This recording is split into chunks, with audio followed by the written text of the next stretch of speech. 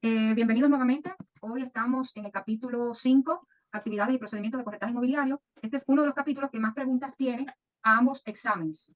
De hecho, este capítulo es uno de los más largos también. Requisitos de la oficina de corretaje inmobiliario. Y como siempre les recalco, es muy importante que nos sepamos bien los conceptos, porque cuando te sabes el concepto perfectamente, las preguntas son de mucha interpretación, pero vienen, como les he dicho siempre, vienen un poquito torcidas, no vienen muy fáciles. Y si yo me sé bien el concepto, pues se me hace más fácil interpretar y no equivocarme. Vamos a ver los requisitos que tiene el corredor respecto a las oficinas. En primer lugar, para crear una compañía de bienes raíces, díganme ustedes qué yo necesito. Es decir, si yo fuera a crear una compañía de cualquier cosa, de hacer zapatos, de vender caramelos, lo que sea, ¿qué pasos debo seguir? Bueno, debo crear la compañía en el Departamento de Corporaciones de la Florida, buscarme un local para funcionar y de ahí, bueno, pues ya contratar a las personas, la maquinaria, etcétera, y echar a funcionar. Pero si es una compañía de bienes raíces, ¿qué tengo que hacer para que pueda ser una compañía de bienes raíces? ¿Qué necesito además de los pasos que he dicho anteriormente? Si no hay un broker para la compañía, no hay compañía de bienes raíces. El broker tiene que rentar una oficina y esa oficina, la primera que él renta, tiene que estar registrada con el Departamento de Negocios y Profesiones Reguladas. Esta oficina o esta compañía tiene que tener una licencia activa. Se tiene que crear en una habitación cerrada, en una construcción fija, por lo tanto, en una casa rodante no se puede abrir oficina. Deben mantenerse los registros en la oficina, puede estar en la residencia del corredor si la zonificación y la asociación lo permiten, puede tener oficinas en otro estado, ojo con esto, el broker puede tener oficinas en otro estado, pero para vender Florida, no para vender en otro estado, porque él no tiene licencia de otro estado para vender. Él pudiera tener una oficina en Georgia, en Nueva York, en donde sea, pero es siempre para vender propiedades en la Florida. El cliente puede venir de cualquier parte, el cliente puede venir de cualquier parte de Estados Unidos o de cualquier parte del mundo, pero la propiedad que nosotros podemos vender tiene que estar en la Florida. ¿Claro con eso? Entonces, los agentes de bienes raíces no pueden tener oficina registrada. Ellos tienen que trabajar siempre desde la oficina del broker. Quiero que tomen esa nota porque es muy importante. Los agentes de bienes raíces no pueden tener oficina. Ellos tienen que trabajar desde la oficina del broker. Esto no significa que usted no pueda trabajar desde su casa. Usted puede trabajar perfectamente desde su casa y no hay ningún problema. Pero si usted, un cliente lo contacta y le dice, quiero reunirme contigo en tu oficina, ¿a qué oficina lo tienes que llevar? El broker puede abrir tantas sucursales como él quiera. Cada sucursal lleva también una registración con el Departamento de Negocios. La licencia de las sucursales no es transferible. Él puede abrir y cerrar la sucursal durante el periodo que esté vigente la licencia, tantas veces como quiera, está vigente por 2 años, pero no puede transferir la licencia de una sucursal a otra sucursal. Una oficina móvil temporal no es una sucursal, excepto que los agentes inmobiliarios sean permanentemente asignados a esa oficina y se cierren transacciones en esa ubicación. Sobre la publicidad, todos los días de mi vida veo agentes de bienes raíces cometiendo violaciones a la ley en las redes sociales.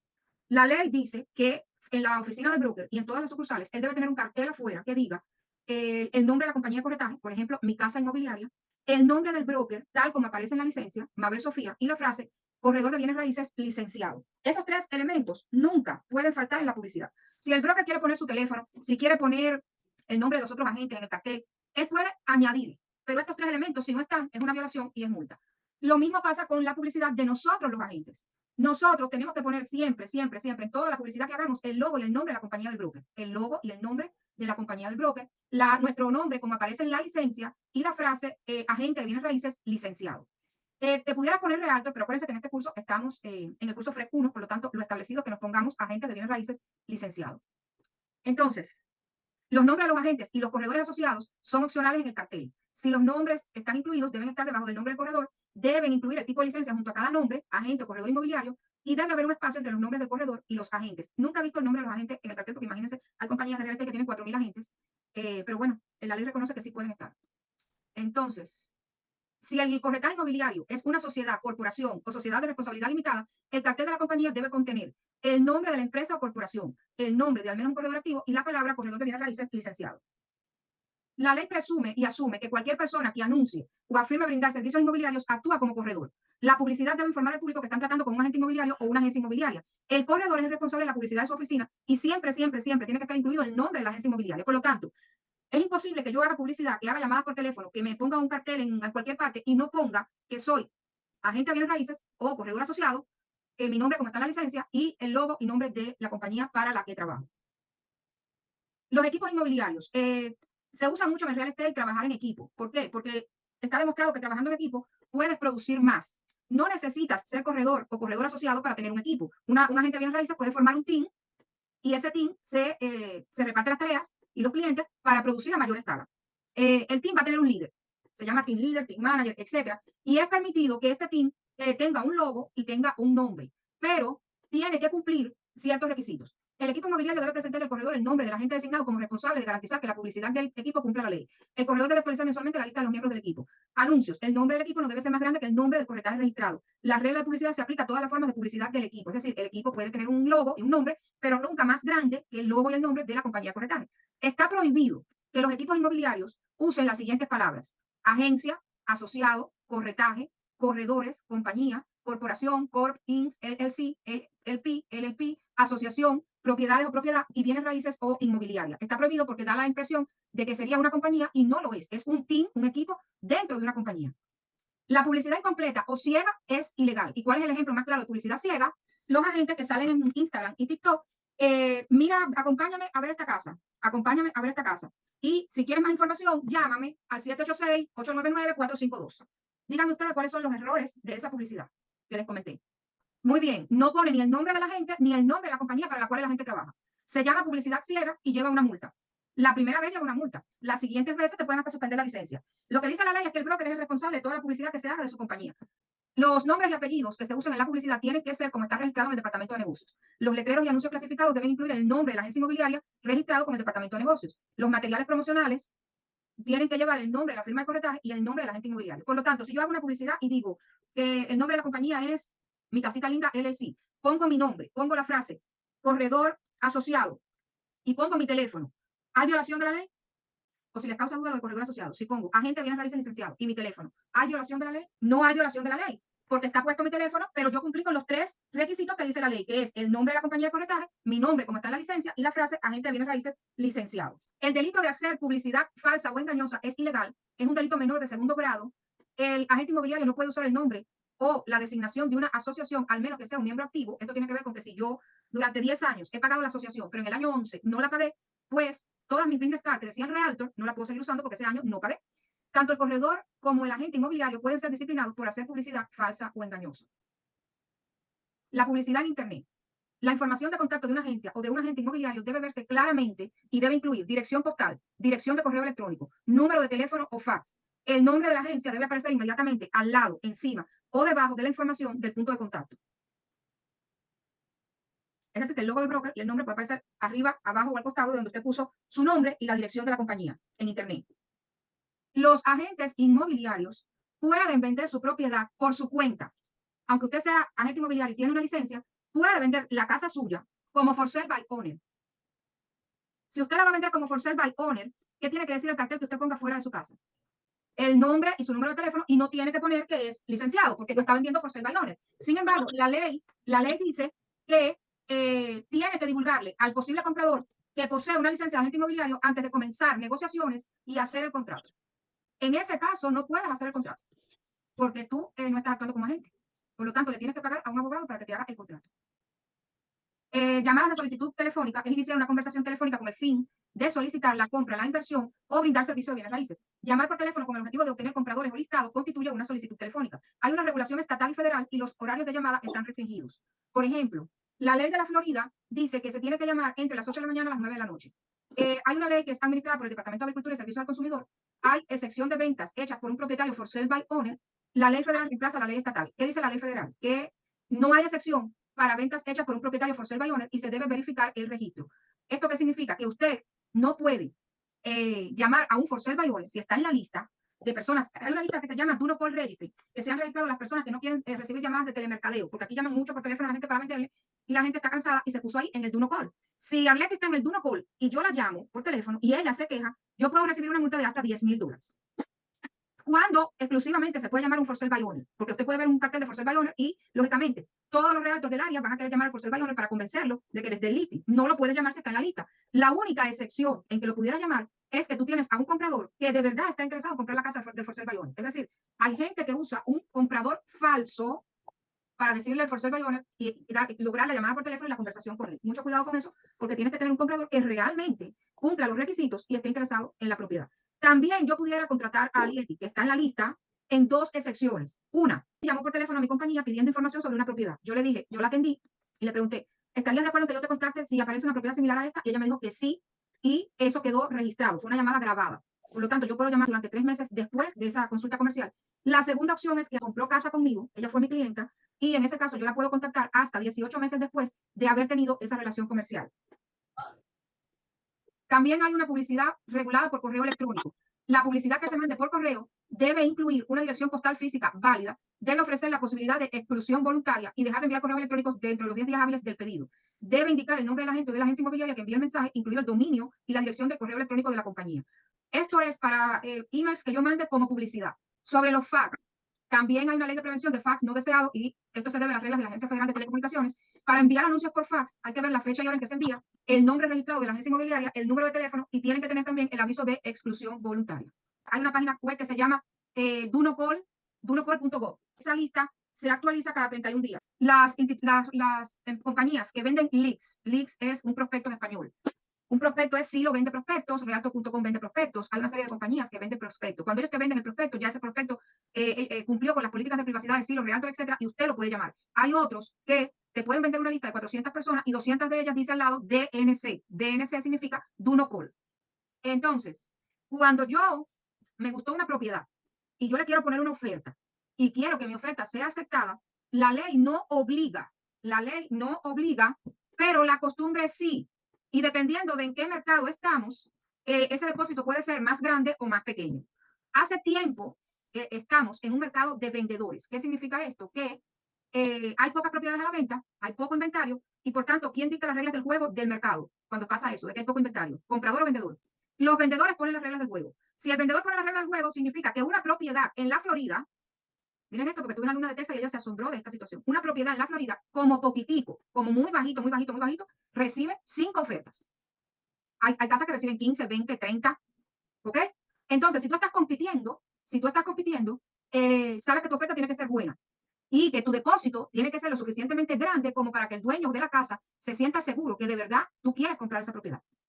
Ese dinero va a una cuenta de fideicomiso que es administrada por el corredor. Para los fines de este examen y de esta clase, el dinero va para la cuenta del corredor. No significa que no vaya. Significa que hace tiempo los corredores ya no tienen esta cuenta y va a la cuenta de la compañía de títulos. Para los que han comprado casa y vivieron esa experiencia, saben que ese dinero va a la cuenta de la compañía de títulos.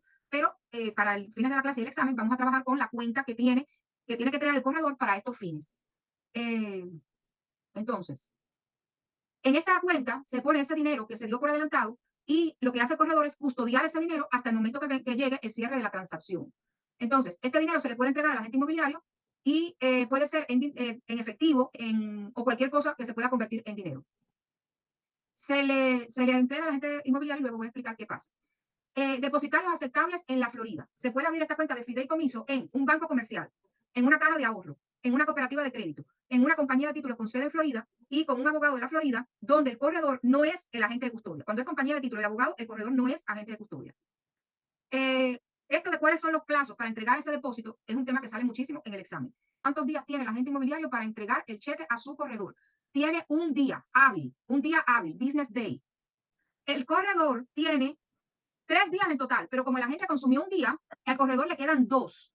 Aquí dice, recibió un depósito el miércoles, debe entregar el corredor el jueves, el corredor debe depositar en la cuenta de garantía más tardar el lunes, no días festivos, el miércoles el agente recibe, ese día se considera el día 0, el jueves el agente debe entregar al corredor día 1, viernes día 2, el lunes es el día 3. ¿Dudas con esto? Si quieren anotar una palabra clave respecto a cuándo el agente o el corredor debe depositar el cheque o este dinero en la cuenta, la palabra clave es inmediatamente. Son las respuestas que le pueden salir en el examen, cuál deben marcar. En este caso es la que tenga la opción que diga inmediatamente. Esto voy a explicarlo, pero este tema no es tan importante. Si el comprador se equivoca y escribe el cheque a nombre de la gente, nunca he visto esto en mi vida, ¿ok? Entonces, el agente tiene que pedirle al comprador que escriba un nuevo cheque a nombre del corredor. Si no es posible, el agente debe endosar el cheque y escribir para depositar solamente y agregar el nombre del depósito de la cuenta en garantía del corredor. Tiene que fotocopiar el cheque y el endoso del cheque. Nunca lo he visto, ni lo he visto en los exámenes tampoco, pero bueno, aquí está. Cheque con fecha posterior y fondos insuficientes. Para aceptar un cheque posterior con fecha posterior, ¿qué significa? Que me dieron el cheque hoy y me dicen que no va a tener dinero hasta el viernes. Si eso pasara, que tampoco nunca en mi vida lo he visto, porque en este mercado tan competitivo, donde las personas tienen que ofrecer más por la propiedad y tener un buen depósito, yo no creo que a nadie se le ocurra la brillante idea de dar un cheque sin dinero. Pero para fines del examen puede salir. Entonces, para el agente o el corredor aceptar un cheque cofechado o sin fondos, tiene que primero obtener la aprobación del vendedor dueño de la casa. Es decir, hay que comunicarse con el vendedor dueño de la casa. Si él acepta ese cheque, se acepta. Si él no acepta, no se acepta el cheque. El corredor debe retener el cheque hasta que se pueda cobrar y, o depositar inmediatamente en la cuenta de garantía. Los cheques devueltos por fondos insuficientes. Si el corredor hizo el depósito oportunamente, no le cabe responsabilidad. Este tema sale en los dos exámenes. Esto es muy importante, recordarlo. Primero hay que obtener la aprobación del vendedor dueño de la casa. Número 2, el corredor debe retener el cheque hasta que se pueda cobrar y o depositar en la cuenta. Si el corredor depositó en la cuenta oportunamente, no tiene responsabilidad si el cheque fue devuelto por depósitos, por fondos insuficientes. El corredor es el responsable de esta cuenta de fideicomiso. El corredor debe ser uno de los que firma esta cuenta en garantía. Otras personas, por ejemplo, su contador pudiera ser otra de las personas que firme, pero siempre tiene que tener la firma del corredor. Las cuentas de depósito deben reconciliarse cada mes. El corredor debe revisar, firmar y fechar la reconciliación mensual. El asunto con estas cuentas es que hay dos delitos graves con esta cuenta. Te los voy a explicar más adelante. Esta cuenta de fideicomiso creada para custodiar el dinero que da por adelantado el comprador, puede ganar intereses o no. Es decir, estoy afirmando, puede ganar o no. El corredor puede abrir una cuenta de banco y dice, quiero que la cuenta gane intereses, o puede preestablecer desde que la abrió, no quiero que gane intereses. En el escenario que gane intereses, los intereses se puede quedar el comprador, se puede quedar el vendedor o se puede quedar el broker. Es decir, cualquiera de las tres partes, siempre que esto esté por escrito y que las partes estén de acuerdo. Para que la cuenta gane intereses, hay que pedir el consentimiento de todas las partes. Y debe quedar por escrito quién va a recibir los intereses. ¿Claro? Es decir, si todas las partes dan su consentimiento, el corredor se puede quedar con los intereses para el mantenimiento de la cuenta. Hay dos delitos graves con la cuenta de Plica. Una se llama apropiación indebida. Uno de los delitos se llama apropiación indebida. Es del cliente y el broker está custodiando ese dinero hasta el momento del cierre. Por lo tanto, ese dinero el broker no lo puede tocar para nada. En el caso que él, vamos a ver este ejemplo que dice, el corredor transfiere 1.000 de la cuenta de depósito en garantía a su cuenta comercial para pagar las reparaciones de mantenimiento de la oficina. ¿Esto es correcto? No. Es una apropiación indebida porque ese dinero no es de él, ni es ganancia de la compañía, ni nada por el estilo. Por lo tanto, no puede usar este dinero ni para sus gastos personales ni para sus gastos comerciales. Los fondos fiduciarios deben mantenerse en una cuenta de depósito en garantía separada hasta que se cierre la transacción. ¿A dónde va ese dinero, señores? ¿A quién va y a dónde? ¿Y cuándo? Ese dinero, recuérdense, dio $15,000 por adelantado. Cuando ya la transacción está para cerrarse, el prestamista banco le manda a ella un documento diciéndole todos los gastos, del valor de la hipoteca, etcétera. Le dice, tienes que llevar al cierre $30,000. Ya ella dio 15 por adelantado. Por lo tanto, si la transacción sale bien, no hay conflictos entre comprador y vendedor, esos $15,000 aparecen en el estado de cuenta de cierre como un crédito al comprador. Es un crédito en el estado de cuenta de cierre, es un crédito al comprador. Ahora, la otra cosa que es un delito es, un detalle más, es apropiación indebida cuando el broker usa el dinero de esta cuenta de fideicomiso para gastos personales o comerciales o para lo que sea que no sea la transacción. Y también es apropiación indebida cuando el broker no le quiere pagar la comisión a un agente de bienes raíces que trabajó esa transacción. Esto también es un ejemplo de apropiación indebida. El otro delito grave es mezclar el dinero o bienes personales de otro con el dinero o la propiedad del corredor. Ejemplo, el corredor recibe un depósito de $5,000 por una transacción pendiente en un listado, luego lo deposita en la cuenta operativa comercial que se utiliza para pagar gastos de negocios y comisiones. Es decir, el dinero de ese depósito lo puso en su cuenta comercial y no en la cuenta de fideicomiso. Entonces, esto es un delito grave. Se llama combinar o mezclar dinero. ¿Porque a dónde tenía que ir ese dinero? A la cuenta de garantía o fideicomiso. Entonces, los dos delitos que con la cuenta de Plica, una es apropiación indebida, la otra es combinar o mezclar dinero. De esto sale una pregunta al examen. De esto sale una pregunta a los exámenes. Por ejemplo, te dicen que el corredor fue al banco, había una cola muy larga, una fila, como le quieran llamar, y sin querer puso el dinero de la cuenta de Plica o de la cuenta de fideicomiso en su cuenta personal. Que si hay un delito. ¿Hay delito? Sí. Tienen que tener cuidado en que todas las cosas que les van a decir van a tratar de suavizarlas. ¿En qué sentido suavizarlas? Que el corredor se equivocó, que no fue la intención, que no sé qué, que si era el primo, que si era el tío. Todas esas tienen que leer bien. Que si un abogado, cuidado con la palabra abogado, porque el abogado podrá ser abogado, pero no puede vender bienes raíces en la Florida a menos que tenga licencia. Así que todas esas palabritas lean bien y estén alertas que tienen una trampita siempre. Esta cuenta en garantía, el corredor para crearla y para mantenimiento puede poner hasta $1,000 de sus fondos personales o de la agencia en esa cuenta y $5,000 si es una cuenta para la administración de propiedades.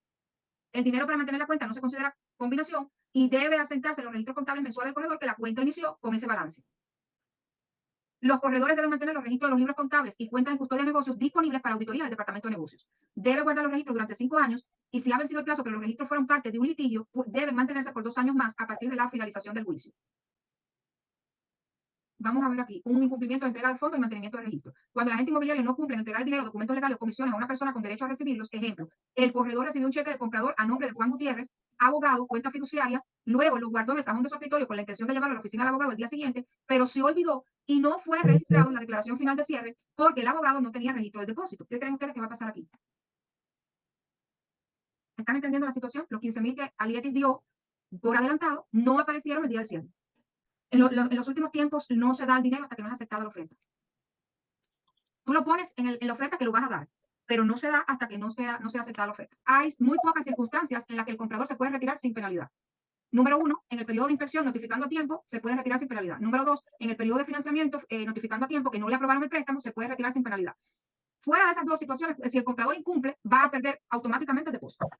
Que no se busque ni el mejor abogado de todo, no de la Florida, del mundo, porque el contrato lo establece así y es una pelea perdida.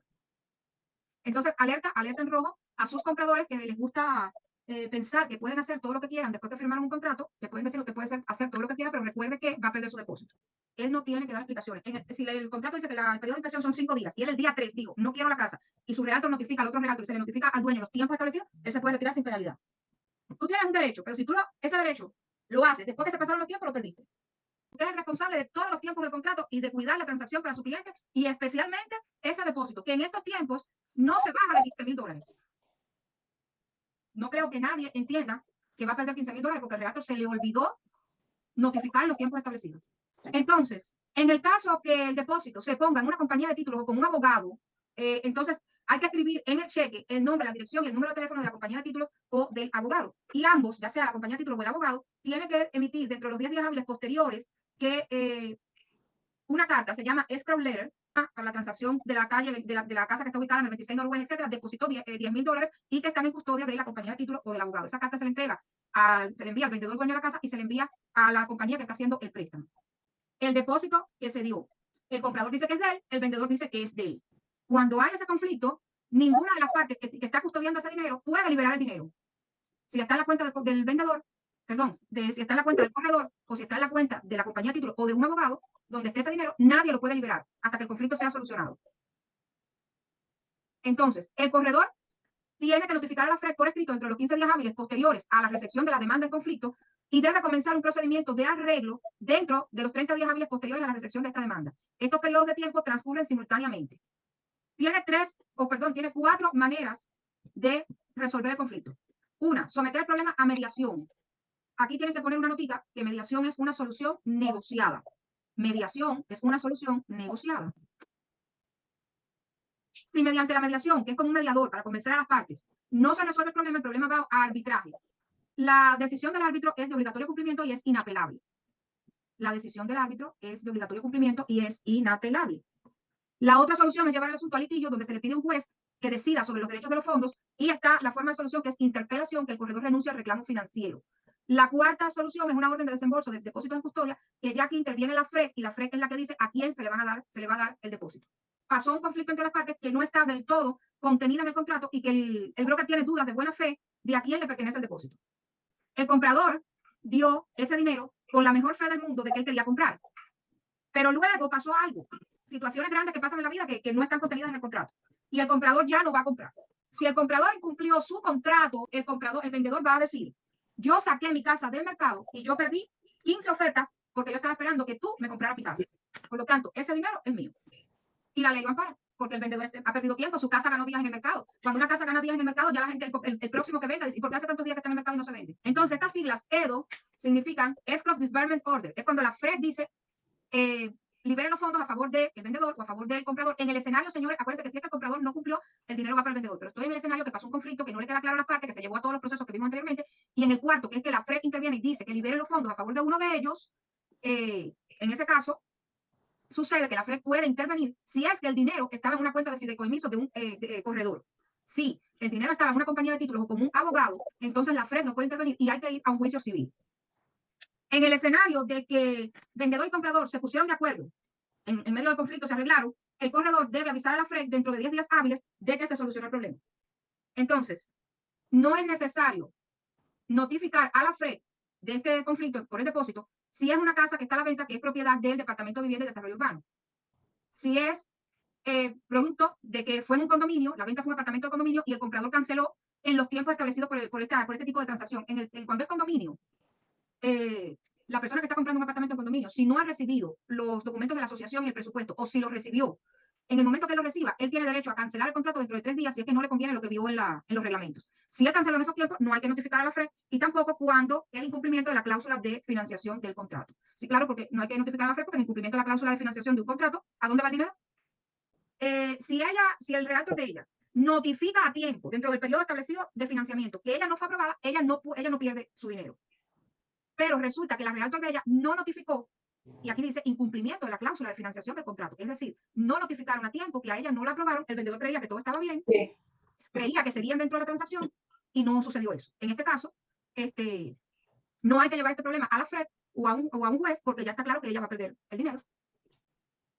Entonces, ya vimos que si el corredor tiene dudas de buena fe de a quién le corresponde el depósito en un litigio o conflicto, tiene que notificar por escrito a la FRED en 15 días y tiene que paralelamente iniciar un procedimiento de liquidación, que ya lo vimos 4, que eran 4. Okay. Esto ya lo había explicado, que si el depósito se puso con una compañía de títulos o un abogado, ellos ninguno puede desembolsar estos fondos y esto es decidido por un tribunal de justicia en un juicio civil. Ahora vamos a hablar de otro tema.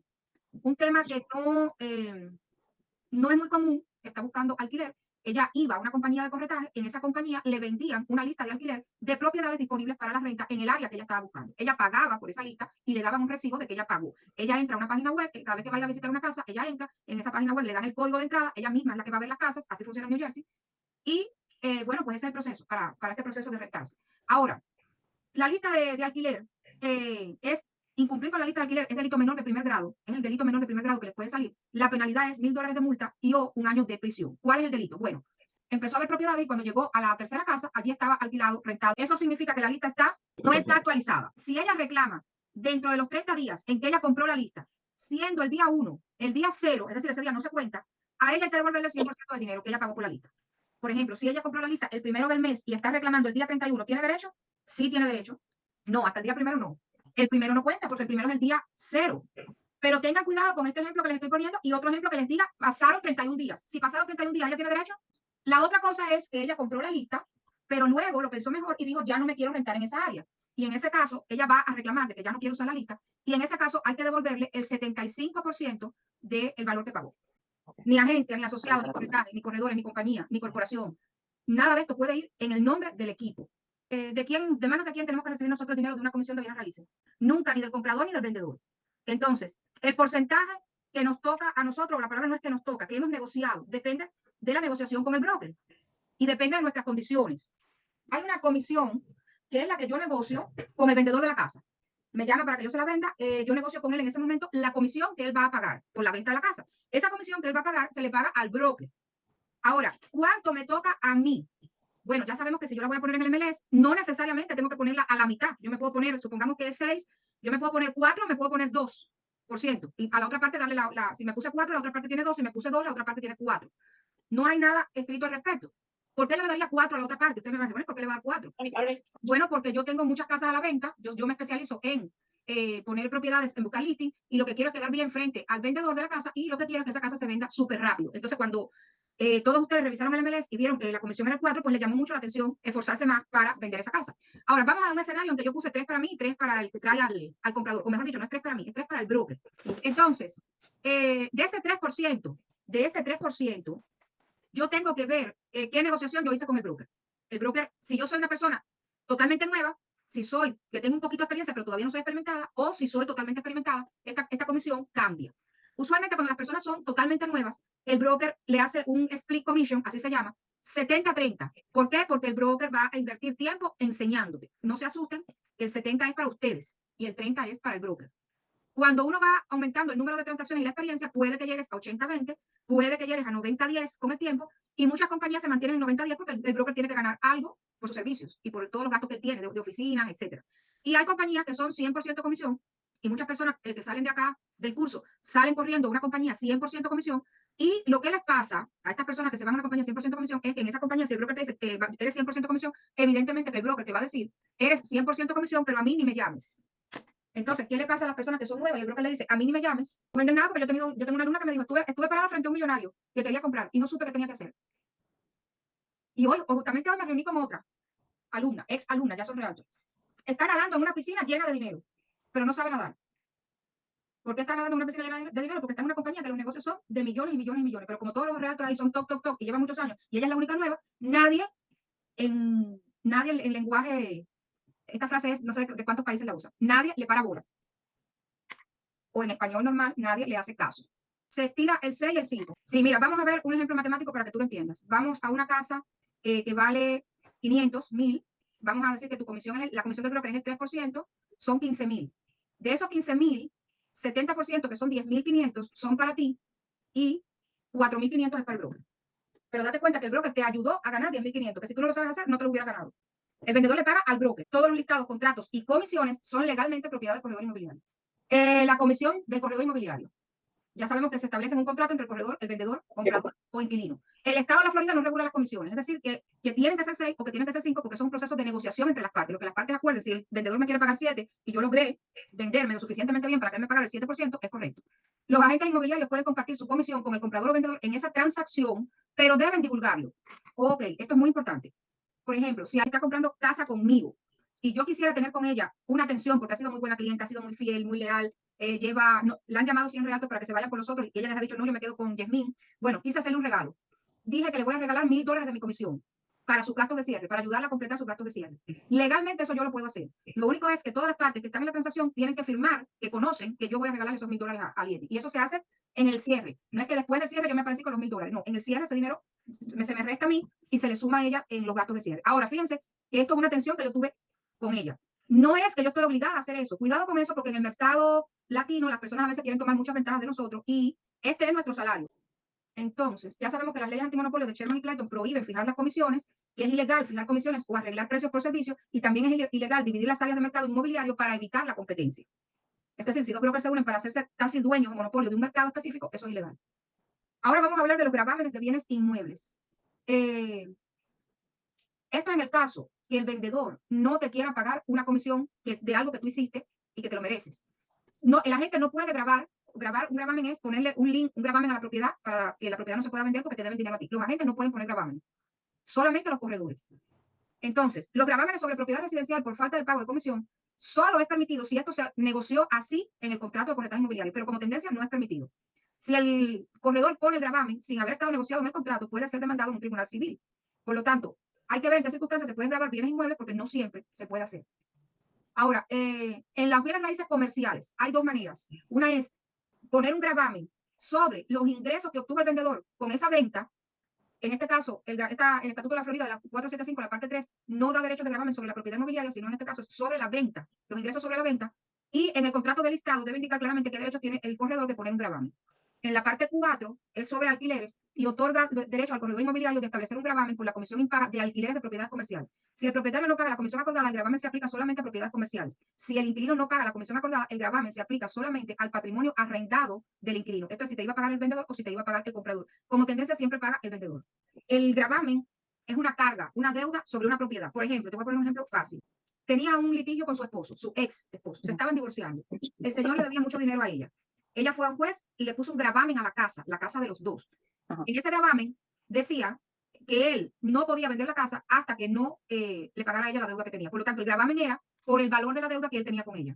Si tú llamas a un contratista para que remodele tu casa y no le pagas, él puede poner un gravamen sobre tu casa. ¿Qué quiere decir? Que tienes una deuda con él. Okay. Y hasta que tú no pagues la deuda, no puedes vender tu casa. Sobornos, reembolsos, comisiones inmerecidas. En la transacción de bienes raíces participa el agente de bienes raíces, participa el mortgage o lender, participa la compañía de títulos. Es ilegal que el lender o mortgage, se le llama de las dos maneras, unos son mortgage brokers, otros son lender directos. Es ilegal que un mortgage broker o un lender le diga a un grupo de realtos, si me traes clientes, yo te doy parte de mi comisión para que tú me traigas clientes. Eso es ilegal. Es ilegal que una compañía de títulos le diga a realtos o agentes, si me traes clientes, te voy a pagar una comisión, un bono, lo que sea, porque me traigas clientes. Acuérdense que los clientes, el cliente de una compañía de mortgage y de una compañía de títulos, hasta cierto punto, no es así, pero hasta cierto punto son los realtors. ¿Por qué? Porque el comprador viene sin saber nada y le dice, y confía absolutamente en el realtor o el agente y le dice, tú conoces una compañía de títulos, tú conoces un mortgage que sea bueno, y el deber del realtor es recomendarle 2 o 3, nunca dirigirlo directamente a una específica porque la ley no, es decir, tú no puedes referir directamente porque puedes estar acusado de que tú estás recibiendo algún bono por ese, o comisión por ese, por referir a esa persona. Entonces, solamente se pueden recibir comisiones entre los brokers nuestros, se pueden repartir comisiones y ellos darnos la comisión a nosotros. Si yo soy mortgage loan officer o lender y estoy trabajando con otro lender, puedo recibir comisión porque tengo la licencia. ¿Está claro esto? La ley que prohíbe las comisiones inmerecidas en inglés es RESPA, la sigla en inglés que es Real Estate Settlement Procedures Act. Esta es la ley que prohíbe las comisiones inmerecidas. En español es ley de transacciones de bienes raíces. Entonces, ya sabemos que se puede compartir comisión con el comprador o el vendedor en esa transacción.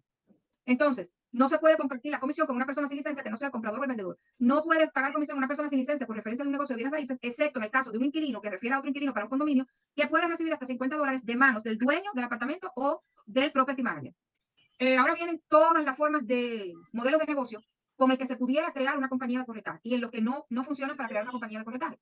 El capítulo 475 define como corredor inmobiliario a un socio general, funcionario o director de una sociedad o corporación inmobiliaria. El capítulo 475 prohíbe que un agente inmobiliario o corredor inmobiliario asociado se registre como socio general, funcionario o director de una agencia de corretaje inmobiliario. Esto es algo que hay que aprenderse de memoria porque es la ley. Entidades que se pueden registrar como compañías de corretaje: empresa unipersonal, sociedad general o colectiva, sociedad limitada o comandita, sociedad de responsabilidad limitada, corporaciones y compañías de responsabilidad limitada. Todas estas, si usted quiere abrir una compañía de corretaje, puede usar cualquiera de estos modelos. La empresa unipersonal es una propiedad de una sola persona, el propietario asume toda la responsabilidad, él tiene que tener licencia de corredor o broker y puede registrar la compañía bajo su propio nombre o bajo un nombre comercial.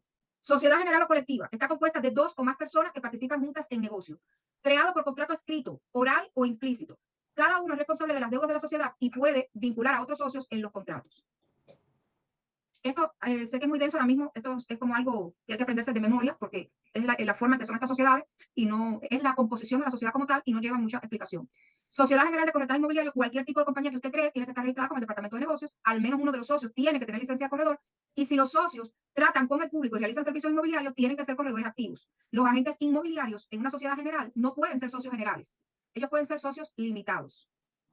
Sociedad limitada o en comandita, creada por un instrumento presentado ante el Departamento del Estado de la Florida, posee uno o más socios generales y uno o más socios limitados. Los socios limitados hacen inversiones en efectivo o en propiedad, no prestan servicios al público y los socios limitados tienen responsabilidad limitada. Sociedad limitada o en comandita, igual tiene que registrarse con el Departamento de Negocios. Los socios generales que realizan servicios inmobiliarios deben ser corredores activos, al menos se tiene que tener licencia de corredor. Todos los socios generales deben registrarse con el Departamento de Negocios y los agentes inmobiliarios no pueden ser socios generales, pueden ser socios limitados. Los socios limitados no hay que registrarlos en el Departamento de Negocios. Yo les tengo un resumen de esto para que no se estresen mucho con esto. Sociedad de responsabilidad limitada. Ofrece protección contra la responsabilidad personal. Los socios no están sujetos a las limitaciones impuestas a los socios limitados en una sociedad limitada tradicional. El nombre de la sociedad de responsabilidad limitada registrada debe incluirse en el nombre. Por ejemplo, sociedad de responsabilidad limitada registrada o LLP al final del nombre. En las corporaciones es una persona artificial o jurídica creada por la ley. Debe presentar artículos de incorporación en el Departamento de Corporaciones de la Florida. La corporación extranjera organizada bajo las leyes de otro estado puede hacer negocio en Florida. Una corporación doméstica organizada en la Florida también puede funcionar. Tiene una junta directiva y funcionarios y esta puede ser con fines de lucro o sin fines de lucro. Corporación de corretaje inmobiliario tiene que registrarse en el Departamento de Negocios, al menos un funcionario o director debe ser corredor. Los corredores inmobiliarios, activos e inactivos y las personas sin licencia pueden servir como funcionarios y directores. Si van a realizar servicios inmobiliarios, deben ser corredores activos. Los funcionarios y directores sin licencia deben registrarse en el Departamento de Negocios. El agente inmobiliario no puede ser funcionario o director, puede ser accionista. El agente inmobiliario puede ser accionista. Compañía de responsabilidad limitada, LLC. Ofrece las mejores características de una corporación y de una asociación. Tiene protección contra la responsabilidad personal. Te puede salir una pregunta que diga, ¿cuál de todas las compañías tiene protección a la responsabilidad personal? La LLC. Para fines impositivos, el IRS trata a la LLC como una sociedad. Los ingresos se graban una sola vez como en una sociedad. Es decir, hay tipos de compañías que se cobran como dobles impuestos al dueño y a la compañía. En este caso se cobran una sola vez. Si el único corredor activo que hay en la compañía muere, renuncia o es despedido, la compañía tiene 14 días para seguir funcionando, pero tiene que buscarse un corredor. Si en 14 días no se ha buscado ningún corredor, la matrícula de la compañía va a quedar cancelada. En el momento que la compañía no tiene corredor, en esos 14 días, la compañía puede continuar con todos los negocios que ya habían empezado, pero no puede abrir nuevos negocios en ese periodo. La vacante del corredor se puede cubrir con un corredor temporal. En este caso hay que registrarlo con el Departamento de Negocios. Este puede permanecer en el cargo hasta 60 días y si no se nombra un corredor activo, ya sabemos que se cancela la matrícula automáticamente del registro del Departamento de Negocios. Entidades que no pueden registrarse como compañía de corretaje. Asociaciones ostensibles. Esto es, asociaciones ostensibles es cuando dos personas aparentan que son socios y en realidad no lo son. Cuasi asociación. Corporación única es una entidad religiosa sin fines de lucro. Empresa conjunta o joint venture en inglés, que esto es un acuerdo de negocios temporal y como es temporal no tiene la estabilidad para crear una compañía de corretaje, porque, por ejemplo, dos brokers se pueden unir para vender un desarrollo. El desarrollador llamó a dos compañías y le dijo, tengo 1000 casas a la venta, las tengo que vender rápido, me voy a unir con ustedes dos hasta el momento que se vendan. En el momento que se vendan, ya se rompe este acuerdo temporal porque se cumplió el objetivo para el que se creó. Esa forma de negocio, empresa conjunta, en inglés joint venture, no sirve para formar una compañía de corretaje porque es una estructura temporal. Fideicomiso comercial tampoco sirve, asociación cooperativa tampoco, y asociación no incorporada tampoco funciona para crear una compañía de corretaje. Las compañías de corretaje pueden tener un nombre comercial, que no tiene que ser con el nombre legal de la persona que hace los negocios, también puede usar un operando como o un hacer negocios como, y el nombre ficticio se registra con el Departamento de Corporaciones de la Florida y también con el Departamento de Negocios, que son nombres ficticios, RE/MAX, Century 21, Cowell Banker, Douglas Elliman, todos esos son nombres comerciales. Los agentes inmobiliarios deben tener licencias emitidas con sus nombres legales, no bajo un nombre comercial.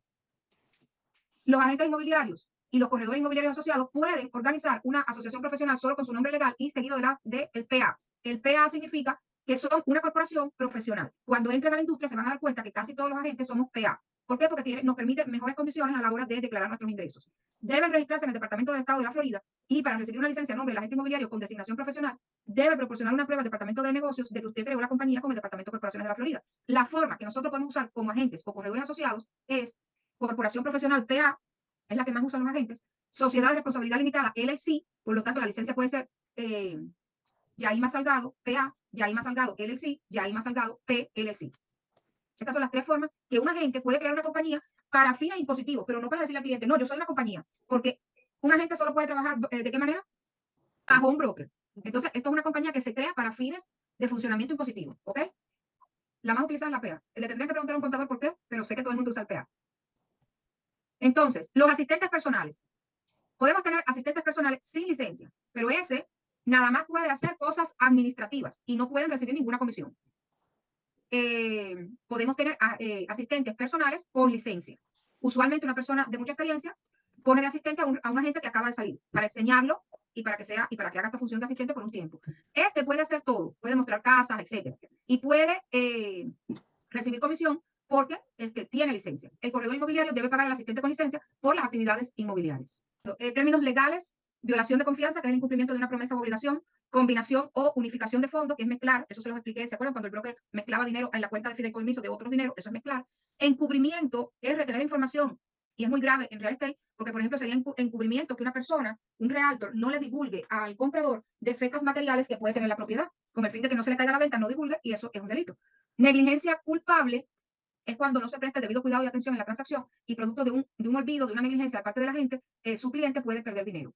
Fraude es un engaño intencional para lograr que una persona se desprenda de algo de valor o de un derecho legal. Por ejemplo, sería fraude decirle a una persona que la casa no tiene ningún problema cuando en la inspección salieron miles de problemas de la casa. Hecho material se refiere a información relevante que afecta al estado de la propiedad. Recuerden que la ley no me obliga a divulgar defectos materiales o hechos materiales que tiene la propiedad, pero no me obliga a divulgar si murió una persona, si hubo un asesinato, si alguien murió de una enfermedad contagiosa, etc. Tergiversación es una declaración o hecho falso o incorrecto. Vileza moral es conducta contraria a la honestidad, la justicia y las buenas costumbres. Delitos que incluyen malversación de fondos, hurto y robo son actos también de vileza moral. Vamos a ver que cualquier persona puede poner una queja contra un aspirante a la licencia, un licenciado o una persona sin licencia, si es que esto tiene que ver con los bienes raíces. El proceso es el siguiente. La persona registra una queja. En la página del Departamento de Negocios hay una parte para reclamar. Cualquier persona puede fácilmente poner una queja. Se hace la investigación del reclamo, se determina si hay causa probable. Cada uno de estos pasos los voy a explicar en detalle. Si se encuentra causa probable, se procede al reclamo formal, se realiza una audiencia informal o formal, dependiendo de cómo continúa el proceso, se hace una decisión definitiva y se puede apelar esa decisión definitiva. Presentación del reclamo. Se pone el reclamo y tiene que ser una presunta violación de un estatuto de la Florida. El consumidor tiene que realizar el reclamo y debe ser por escrito, y inmediatamente que se pone el reclamo se investiga si este reclamo o esta queja es legalmente suficiente. Legalmente suficiente significa que ha violado un estatuto de la Florida, una regla del Departamento de Negocios o una regla de la FRE. El departamento puede investigar reclamos anónimos o hechos por un informante confidencial si esto fue por escrito, si es legalmente suficiente, si la presunta violación es sustancial, si la DRE, la División de Bienes Raíces de la Florida, tiene razones para creer que las presuntas violaciones son ciertas, si la denuncia puede ser anónima, si es anónima es confidencial. Cuando ya se comprueba que la queja es legalmente suficiente, entonces se inicia una investigación y se hace una inspección o auditoría a la agencia de corretaje inmobiliario. Cuando se está haciendo la investigación, se le manda una copia de la denuncia a la persona sujeta a la investigación. El demandado puede presentar una respuesta por escrito. La DRED va a hacer un informe de investigación. Este informe se envía al asesor general del Departamento de Negocios para determinar qué tipo de violación ha ocurrido y se mantiene la confidencialidad del reclamo durante investigación y hasta 10 días después de que se encuentre causa probable. Si se determina que el público está en peligro, la División de Bienes Raíces, el departamento, perdón, puede emitir una suspensión sumaria o inmediata. Es decir, se le va a suspender la licencia al licenciado y se continúa la investigación hasta ver si realmente es culpable o no. En el paso 3, en el paso 3, lo que se busca es comprobar si realmente hay un delito y, por tanto, darle continuidad al proceso de investigación o si no hay tal delito y, en ese caso, se desestima el caso. La causa probable está conformada por un panel que son 2 miembros de la FRE. Uno de ellos debe servir actualmente en la comisión, uno de ellos puede ser miembro actual o un exmiembro. En este caso, el panel de causa probable actúa como un gran jurado y la existencia de causa probable debe ser votada por mayorías. Una vez que se ha determinado si hay delito o no, cualquier resultado que se encuentre, se le manda una notificación por escrito al demandante y al demandado. El reclamo formal es enviado por correo electrónico, postal o certificado a la dirección de registro del agente o el corredor. Si se determina la existencia de causa probable, la división presenta un reclamo formal, se presentan alegaciones y cargos de los hechos contra el demandado en posesión de la licencia y se envía una copia al corredor del agente inmobiliario. Al demandado se le da la notificación de que tiene derecho a la elección de derechos y tiene 21 días para responder. En la elección de derechos, los derechos del demandado son no disputar las acusaciones y solicitar una audiencia informal. Disputar las acusaciones y solicitar una audiencia formal. En el primer caso, si él no disputa las acusaciones y va a la audiencia informal, el asunto queda resuelto en la audiencia informal, que es una reunión frente a la FRE, y de ahí salen las penalidades que le tocan a la persona. Si él está en desacuerdo con las acusaciones, entonces el asunto va a una audiencia formal, que es ante un juez de la ley administrativa. La tercera opción es no disputar las acusaciones y renunciar a los derechos de disputar los cargos. Si el demandado no responde a la elección de derechos dentro de los 21 días posteriores a la recepción del reclamo administrativo, él renuncia al derecho de disputar los cargos. Acuerdo resolutorio, estipulación de liquidación. El demandado puede llegar a un acuerdo resolutorio con un abogado de la DRE ante la audiencia. El acuerdo resolutorio se basa en los hechos del caso y la pena impuesta. Los términos de la resolución deben ser aprobados por la FRE. Renuncia voluntaria y revocación permanente. El demandado puede renunciar a la licencia para evitar la audiencia disciplinaria. Evita aceptar la disciplina administrativa a cambio de su licencia. Si le revocan la licencia, ya sabemos que esto es una penalidad permanente. La audiencia informal, ya vimos, no se disputan los hechos, el demandado admite los hechos, el demandado puede presentar una posible solución a cambio de reducir la sanción. La comisión FREC, menos los 2 que estuvieron en el panel de causa probable, deciden la sanción que se le va a poner a la persona. Audiencia de renuncia de derechos, si el demandado no responde a la elección de derechos, renuncia automáticamente a esto y el caso continúa y es escuchado por una audiencia formal, por una audiencia informal en la FREC. La audiencia formal, el demandado puede solicitar una audiencia formal si él considera que por lo que él no está de acuerdo en lo que se le está imputando. En este caso, la División de Bienes Raíces determina la existencia de los hechos en disputa y debe darle curso de acuerdo con el Estatuto 120. ¿Alguien se acuerda cuáles eran las palabras claves del Estatuto 120? Se las recuerdo. Disciplina, castigo. El Estatuto 120 es el que establece los procedimientos disciplinarios que le toca a una persona que ha incumplido la ley. ¿Claro? Entonces, se le da curso al asunto de acuerdo al Estatuto de la Florida, 120, se lleva el asunto a la División de Audiencias Administrativas y a un juez de derecho administrativo. El juez emite una orden de recomendaciones con los hechos, las conclusiones y dicta un veredicto con una pena de acuerdo a las sanciones atribuidas por la FRE. La comisión FRE es la que en última instancia tiene la decisión definitiva sobre la inocencia o culpabilidad del demandado y define la pena correspondiente. En este caso, tiene en cuenta el informe del juez, la orden de recomendaciones que emitió el juez y las excepciones. Envía una copia por correo a todas las partes y el demandado puede ejercer su profesión durante el proceso de reclamo durante el proceso de reclamo hasta que la decisión definitiva entre en vigor. El demandado puede apelar, tiene 30 días para apelar en la Corte del Circuito del distrito correspondiente, puede solicitar la suspensión de ejecución para detener la suspensión o revocación mientras está en apelación y una orden de suspensión de procedimiento reemplazará la orden de la comisión hasta que se lleve a cabo la apelación. Es decir, que él puede solicitar que se suspenda la ejecución de lo que está siendo acusado hasta que se termine el proceso de apelación. Entonces, hay 3 tipos de sanciones. Están las sanciones administrativas, que son las que tiene la FREC, las que pone la FREC, las sanciones civiles que las pone un tribunal civil y las sanciones penales que las pone un tribunal penal. Aquí viene una serie de penalidades y la severidad y quién las pone. Por ejemplo, es una penalidad menor, una citación, y la pone la DRE. Es una penalidad de moderada a severa, probación. Probación es que ponen tu licencia a prueba porque hiciste algo mal, hiciste un procedimiento mal hecho y ponen tu licencia a prueba para comprobar si es que no sabes o te estás violando la ley. Si se demuestra que es que no sabes, te pueden poner a dar un curso para que superes el error. Está la multa, que es de moderada a severa. Está la suspensión, que es de moderada a severa. Les recuerdo que esta suspensión puede ser de hasta 10 años. Y está la revocación, que definitivamente es la penalidad más fuerte que impone la FRE. Si la persona en la investigación de esta queja se demuestra que es una violación menor y es la primera vez que la persona comete esta falta, la penalidad se llama aviso de incumplimiento. Entonces, es para una primera ofensa de una violación menor establecida por los estatutos, no causa daño económico o físico del demandado, hay 15 días para tomar medidas correctivas. Si no cumple las medidas correctivas, se convierte en una citación y la sanción administrativa, aviso de incumplimiento, es de menor gravedad. La citación es emitido por investigadores de la DRE para violaciones menores de los estatutos de la Florida. La persona tiene 30 días para aceptar o rechazar la presunta violación. La persona puede objetar dentro de los 30 días siguientes. La multa puede ser de 100 a 500. Ejemplo, no se cumplió con los requisitos para la publicidad en equipo. La pena es citación y multa de 500. Las sanciones administrativas, dentro de las más graves, la multa máxima que puede imponer la FREC es $5,000 por delito por violación del 455 y $5,000 por delito por violación del 475. La suspensión puede ser hasta 10 años. La revocación es la más severa, es permanente y puede afectar a otros agentes inmobiliarios que tengan su licencia con el corredor si es que al corredor le revocaron. Revocación sin perjuicio. En este caso es que se emitió la licencia por error y entonces se revoca, pero no hay ninguna medida contra la persona. Por ejemplo, un error humano. La licencia era para agente de raíz y te emitieron una licencia de general contrato. Se revoca la licencia para darte la correcta. Sanciones civiles y penales. Las civiles son impuestas por tribunales civiles. Por ejemplo, el comprador demanda al corredor inmobiliario por negligencia culpable en un tribunal civil por daños monetarios causados por falta de pago de un alquiler.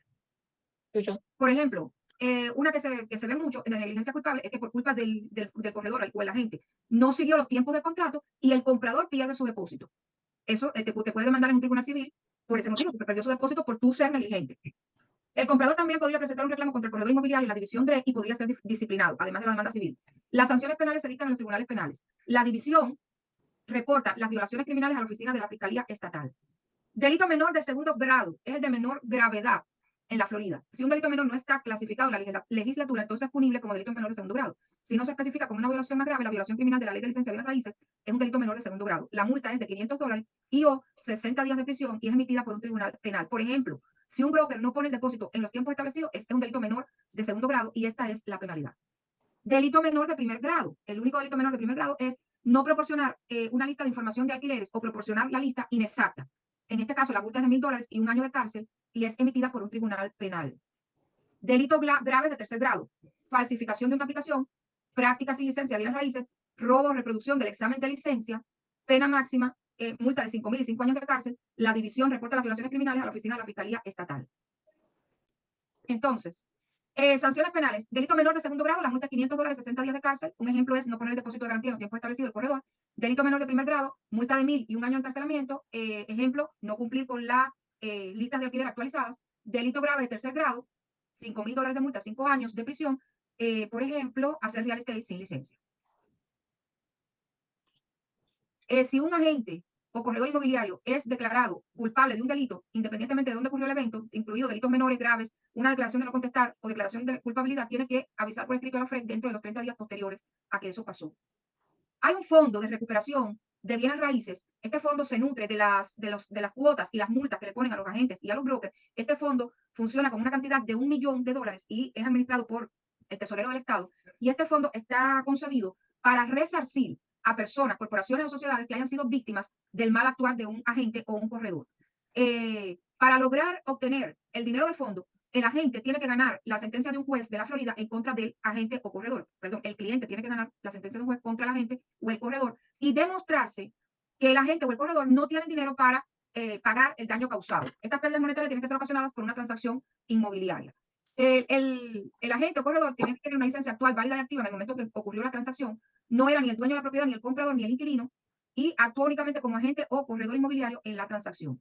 El demandante, les dije, tiene que obtener la sentencia de un juez, y entonces lo que él no puede, se demuestra que el agente o el corredor no tienen dinero para pagar, y entonces el fondo desembolsa el dinero. ¿Cuánto desembolsa el fondo? Hasta 50,000 por una transacción y hasta 150,000 por más de una transacción. Este reclamo tiene que hacerse en el plazo de 2 años después o dentro de los 2 años posteriores a la presunta violación y no puede hacerse más de 4 años después de que ocurriera la violación. Aquí está 50,000 por una, 150,000 por más de una. Este fondo financiado por renovación, licencias y multas. Si el fondo cae por debajo de 500,000, se cobra un importe adicional de 1,50 a los agentes y 3,50 a los corredores y se suspende de cobrar cuando el fondo llega al millón. El fondo paga solamente daños monetarios. Por ahí viene una pregunta que dice que si daños punitivos, no paga daños punitivos, solo paga daños monetarios. No reembolsará los honorarios de abogados, costos judiciales, daños triples o daños punitivos. Tras el pago del dinero del fondo, se suspende la licencia del agente o corredor automáticamente hasta que pague con intereses al fondo. Entonces, aquí viene En el caso que el corredor sea demandado, porque la FRED le ordenó al corredor liberar el depósito de garantía y uno de los dos, vendedor o comprador, que está en desacuerdo, demandó al corredor, entonces aquí viene cómo funcionaría el fondo para ese caso específico. Que le reembolsarán al corredor hasta 50.000, no va a tener acción disciplinaria, no tiene que reembolsar al fondo y vienen otros datos respecto a esto, pero este tema nunca lo he visto que salga mucho en los exámenes. Aquí dice que si el demandante gana el juicio, también reembolsa los costos judiciales y los honorarios de abogados del demandante, solo en el caso que sea una orden de desembolso de la FRED. El fondo nunca reembolsará daños punitivos, daños triples o intereses del juicio al corredor que cubre con la orden de desembolsar el dinero. Se le puede reembolsar el fondo, el monto de lo que desembolsó, los honorarios de los abogados y los costos judiciales. Y se repite que si el demandante gana, también le reembolsan los honorarios de abogado, el demandante y los costos judiciales.